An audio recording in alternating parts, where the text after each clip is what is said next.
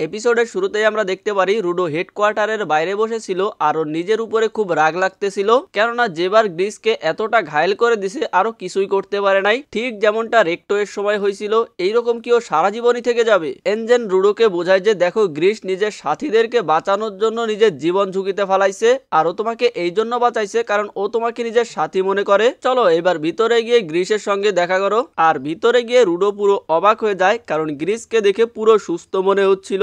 Greece রুডোকে ওর পাওয়ার অ্যাভিকেন করার জন্য কংগ্রাচুলেশনও জানায়, কিন্তু রুডোর মাথায় তো এইটাই ঢুকতেছিল না যে গ্রিসের তো এতক্ষণে মারা যাওয়ার কথাও সুস্থ কিভাবে হইলো। আর এনজেন ওর মজা নিতে শুরু করে, তো তুমি এর জন্যই মন খারাপ করতেছিলা? রুডো চিল্লায় ওঠে, যেবার তোমার বুকের ভিতরে পুরো পাঞ্জা ঢুকাই দিছিল তো তুমি উপরে চলে গেছো, এইটা ভাবাই তো স্বাভাবিক। গ্রিস বলে যে এইখানকার মেডিকেল টিমের কারণে ও সুস্থ আছে, বিশেষ করে এইশার কারণে, কারণ এইশা হচ্ছে ওদের টিমে একমাত্র হিলার। এইসব শুনে এইশা লজ্জা পাইতে থাকে। এনজেন জানায় যে এইশা খুবই লজ্জাবতী মেয়ে। গ্রিস এইশাকে ধন্যবাদ জানায় ওর জীবন বাঁচানোর জন্য, যেটা শুনে এইশা খুব লজ্জা পায়। গ্রিস ফলোকেও ধন্যবাদ জানায় সবসময় ওর সঙ্গে থাকার জন্য, যেটা শুনে তো ফলো কান্নাই করে দেয়। এরপর ও রুডোকে বলে যে তুমি আর জানকা আজকে খুবই ভালো কাজ করছো, তোমাদের শত্রু অনেক স্ট্রং ছিল।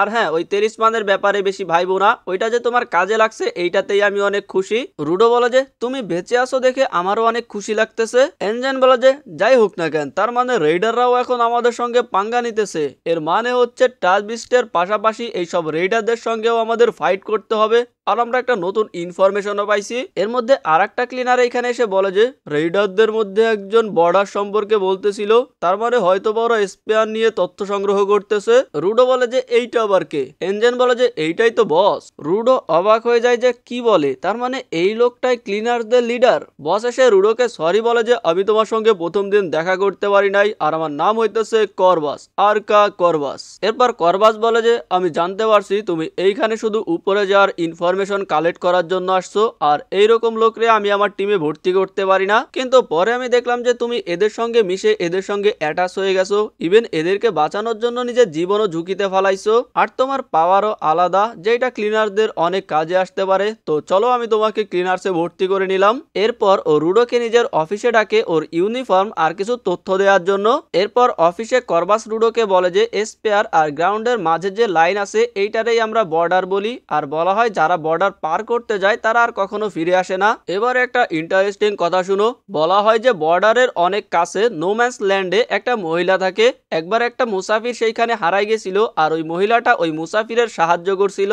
মুসাফির যখন মহিলাকে জিজ্ঞাসা করে যে তুমি এইখানে কেন থাকো, মহিলা বলে যে আমি উপর থেকে পড়া মানুষদেরকে দেখি। ওই মহিলা ওইখানে অনেক বছর ধরে আছে। মহিলা ওইখানে এমন মানুষ দেখছে যারা জীবিত নিচে আসে আবার জীবিত উপরে ফিরে যায়, তার মানে ওই মহিলা মানুষকে অবশ্যই বর্ডার পার করতে দেখছে। রুডো বলে যে তার মানে আমি যদি ওইসব মানুষদের মধ্যে যে কোনো একজনকে খুঁজে বের করতে পারি তাহলে তারা আমাকে বলতে পারবে যে আমি কিভাবে উপরে যাইতে পারবো। করবাস বলে যে আর এইটাও জানতে পারবা যে তুমি উপর থেকে নিচে আসার পরেও কিভাবে বেঁচে আসো, তবে এই সফর খুবই ভয়ানক হবে, তুমি কি সত্যি সেইখানে যাইতে চাও নাকি এইখানেই থাকতে চাও? রুডো বলে যে আমি অবশ্যই যাব।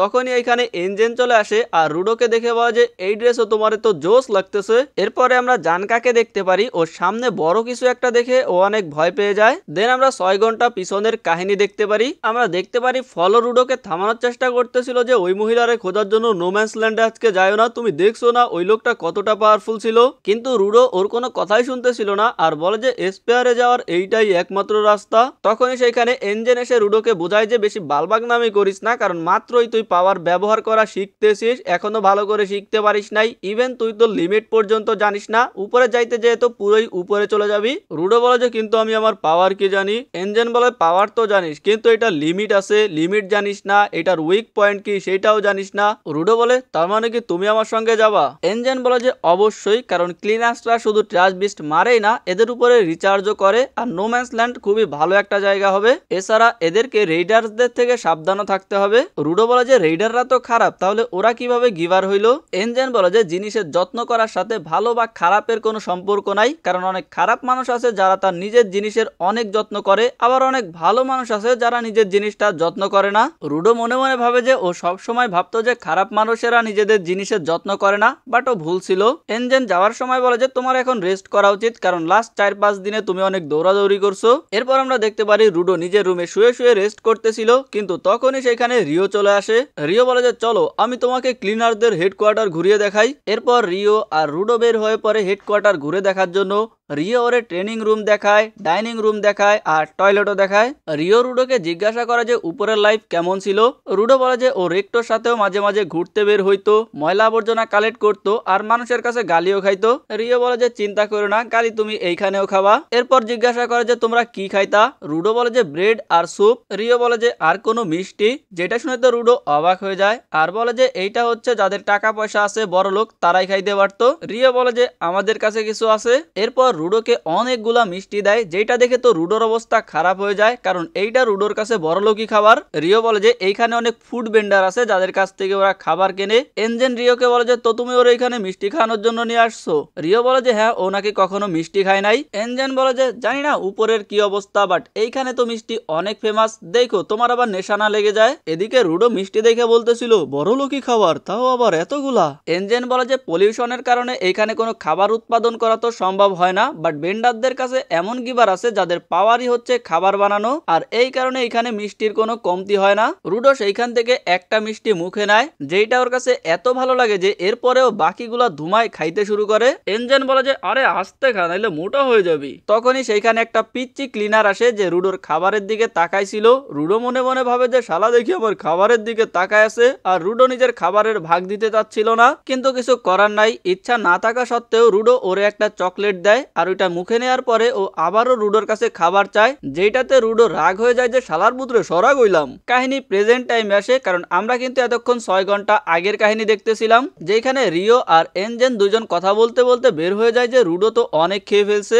আর জানকা এই দিক দিয়েই যাচ্ছিল, তখনইও দরজা দিয়ে বিশাল এক মোটা মানুষকে বের হইতে দেখতে পারে, আর এইটা দেখেই জানকা ভয় পেয়ে যায়। আর আমরা দেখতে পারি এটা আর কেউ না, মিষ্টি খেয়ে আমাদের রুডো ভাই এইরকম ফুলে গেছে। এরপর আমরা দেখতে পারি এরা রুডোকে ট্রেনিং করানোর জন্য নিয়ে যায়, যেখানে ওরা রুডোকে একটা চাকু দেয়, তবে রুডো সেটা ট্রান্সফর্ম করতে পারতেছিল না, যেটা দেখে এনজেন আর রিও ওর মজা নিতে শুরু করে। এনজেন বলে যে এত মিষ্টি খেয়ে তুমি তোমার পাওয়ার ভুলে গেছো নাকি। রিও বলে যে আর যাই হোক না কেন, কমপক্ষে চলতে ফিরতে তো পারতেছে। রুডো বুঝতে পারতেছিল না যে ওর পাওয়ার কেন কাজ করতেছে না, তবে জানকা বুঝতে পারে যে রুডোর শখ হইলো ভাঙাচোরা জিনিসকে ঠিক করা, যেগুলো মানুষ ফেলে দিছে, তাই ওর পাওয়ার হয়তো এরকম ভাঙাচোরা ফেলে দেওয়া জিনিসেই কাজ করে। তো এরপরে ওরা রুডোর সামনে অনেকগুলা আবর্জনা এনে দেয়, যেখান থেকে রুডো একটা ট্রায়াঙ্গেল উঠায় ওইটাকে সাথে সাথে ট্রান্সফর্ম করে ফেলে। এনজেন জানকার সুনাম করতে শুরু করে যে ও সঠিক ব্রেন লাগাইছে, আরো একজন ভালো ট্রেনার। রুডো জানকাকে ধন্যবাদ জানায়। এরপর জানকা রুডোকে বলে যে আরো কয়েকটা জিনিস ট্রান্সফর্ম করো। তো রুডো একটার পর একটা জিনিস উঠায় ট্রান্সফর্ম করতে শুরু করে,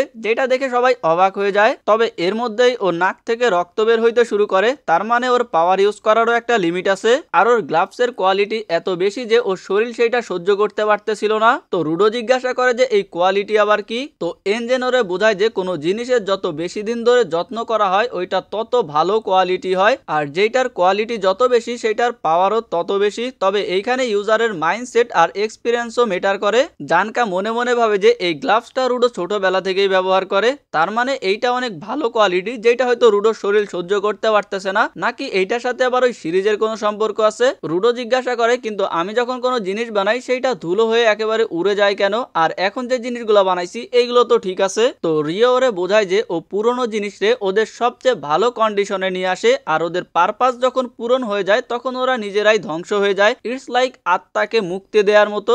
যেমন ওই তেলিসমানটার মেন পারপাস ছিল রুডোকে সেভ করা, আর রুডো যখন পুরোপুরি ভাবে সেভ হয়েছে তখন গিয়ে কিন্তু ওই তেলিসমানটা ধ্বংস হয়েছে। মানে রুডো যখন কোনো জিনিস বানায় ওইটার আলাদা একটা পারপাস থাকে, আর সেই পারপাসটা যখন পূরণ হয়ে যায় ওদের আত্মা মনে করো যে মুক্তি পেয়ে যায়, আর ওরা একা একাই ধ্বংস হয়ে যায়। ইটস লাইক ওরা রিটায়ার্ড নিয়ে নেয়। রিও বলে যে যেবার বলছিল তোমার গ্লাভস কোনো সিরিজের অংশ, তার মানে হয়তোবা তোমার মতন গ্লাভস অন্য আরো কারো কাছে আছে। এরপর রিও জিজ্ঞাসা করে কিন্তু এদের নাম কি, কারণ এদের সবারই ইনস্ট্রুমেন্টের আলাদা নাম আছে। যেমন রিওর কেচির নাম রিপার, এনজেনের ছাতার নাম আমব্রেকার, আর জানকার লাঠির নাম লাভলি অ্যাসেস্টাফ। রুডো বলে যে এই বিষয়ে তো কখনো ভাবেই নাই। এনজেন বলে যে তো এখন ভাবো। অন্যদিকে আমরা আবারও সেই রেডারদের দেখতে পারি, ওই দুইজন এসে ওদের বস রে বলে যে আমরা চলে আসছি। আর ওদের বস একা একাই বলতে থাকে, the cleaners, the city of art, the desert atlas, vital instrument series, the watchman series, রুডো।